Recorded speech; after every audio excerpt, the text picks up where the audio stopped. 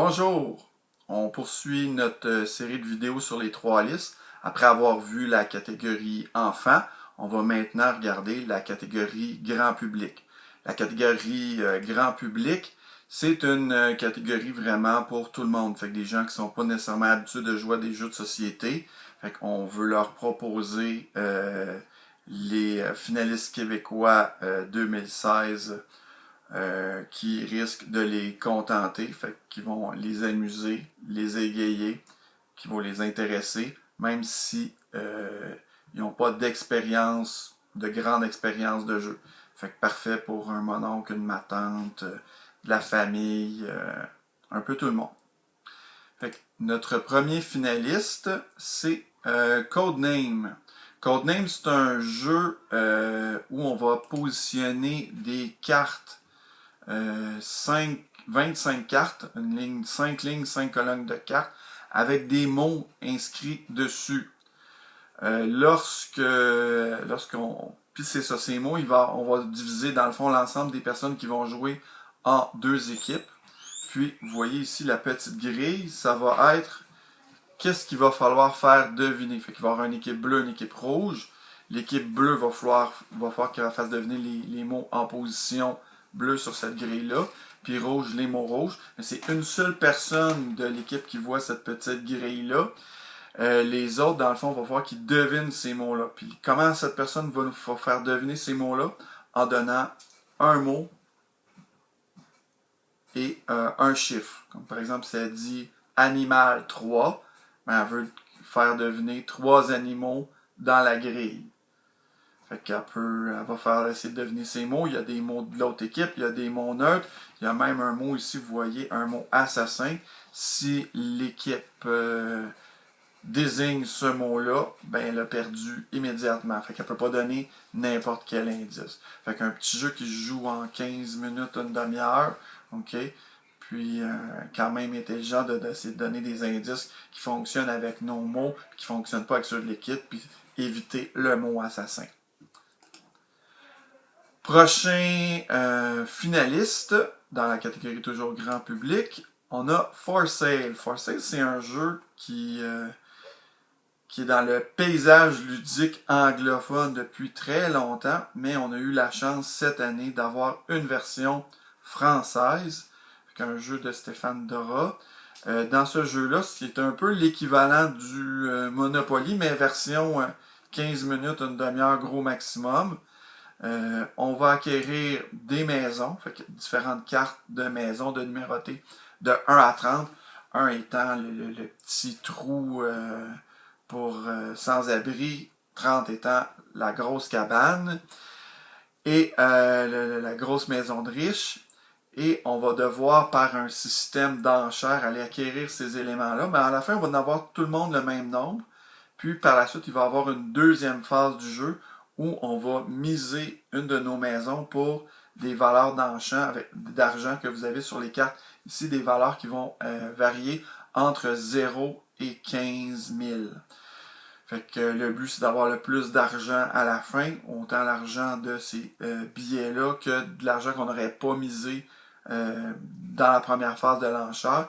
Fait qu'un petit jeu qui se joue très rapidement, qui est très simple, que tout le monde va aimer, qui se joue de 3 à 6 joueurs. Prochain nominé, toujours catégorie grand public. Qu'est-ce qu'on a droit? On a le droit à Mysterium.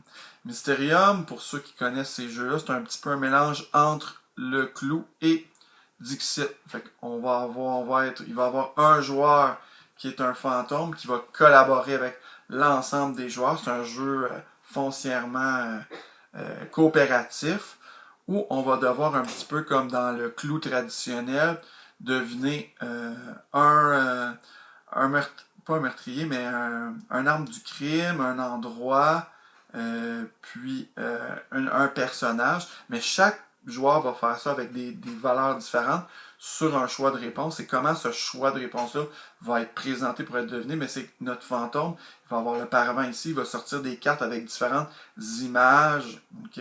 Il va donner ça aux gens, puis il va faire que les gens identifient le bon choix à un certain nombre de temps. Fait que ça va être là le défi. Fait qu'un jeu très artistique, mais qui demande un petit peu de cogitation, puis d'avoir un petit peu un genre de sens commun de communication par les images assez particulier. Prochain finaliste, on a droit à Patchwork. Patchwork, c'est un jeu pour 2 joueurs. Fait qu'on va devoir tisser une genre de courte pointe chacun des joueurs. On est avec un système où chaque partie que vous voyez ici de la courte pointe est d'abord placée dans un gros cercle, puis on a le droit d'acquérir les 3 prochaines. On va les acquérir en payant des boutons, qui est un petit peu notre argent. Puis quand on va passer certaines étapes au niveau de la progression du jeu, on va avoir un revenu en boutons qui va dépendre dans le fond de quelle pièce on a placée. Il y a des pièces qui vont coûter plus cher, mais qui vont donner un plus grand revenu en boutons. Puis à la fin, c'est celui qui va avoir le plus de boutons dans sa courte pointe. Ramasser plus de boutons avec sa courte pointe, mais chaque trou de la courte pointe va nous faire perdre des points. Fait que faut faire un petit peu un défi Tetris, mais quand même une certaine partie économique où est-ce que ça vaut la peine de prendre un élément qui ne me donne pas de revenus, et ainsi de suite. Fait que beaucoup de choix, puis un petit jeu qui se joue quand même rapidement en 15 minutes, une demi-heure. Prochain finaliste, le dernier, The Game. Le jeu n'est pas votre ami. Bon, qu'est-ce que ça veut dire?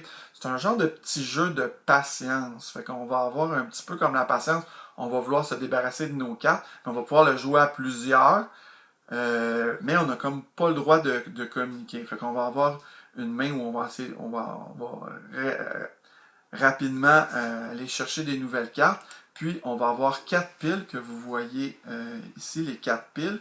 Il y a 2 piles qui vont être croissantes. On va pouvoir mettre des valeurs qui vont tout le temps augmenter. Puis 2 autres piles où c'est décroissant. Donc, on doit seulement diminuer. Par contre, on a le droit d'aller dans le sens inverse si on fait un bond de 10. Fait que ça va être vraiment de rythmer nos bonds de 10 pour nous donner du jeu le plus possible, puis essayer de jouer l'ensemble des cartes.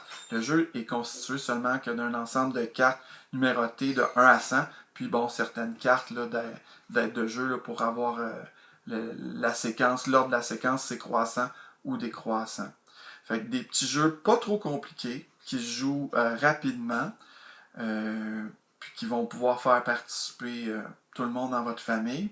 Fait que s'il y a quelque chose là-dedans que vous avez le goût, allez chez votre marchand de jeux tout près, achetez ça. Puis je vais toujours vous souhaiter une bonne partie.